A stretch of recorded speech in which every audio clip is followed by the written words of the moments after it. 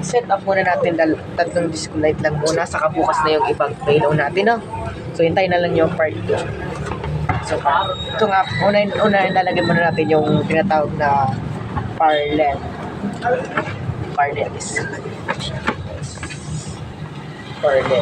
Parlel muna, dalawang parlel saka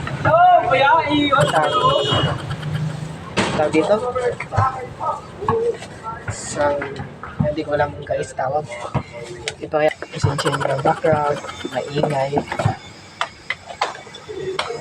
o yung makalupo yan.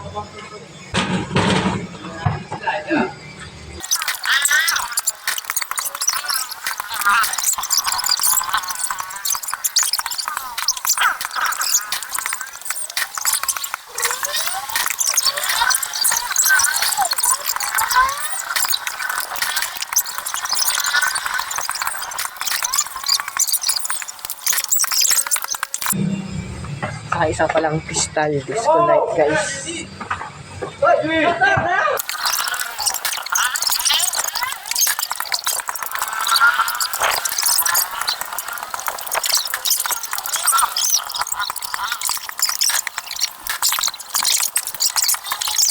So dito na nagtatapos ang video natin guys. So hanggang dito lang setup natin. So bukas naman yung ibang disco light. So ito na siya ngayon.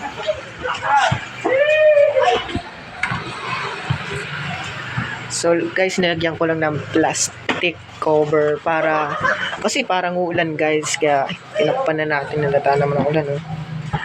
Parang bubuhos ang ulan, kaya safety first. Saka focus ng setup natin na ibang disco light. So ito na lang tatapos ang video natin guys. So ingay pa rin ang background natin. So hanggang dito na lang video natin guys. So huwag niyong kalimutan mag-like, mag-subscribe to my YouTube channel para palagi ka updated sa bagong video. And yun lang guys, thanks for watching.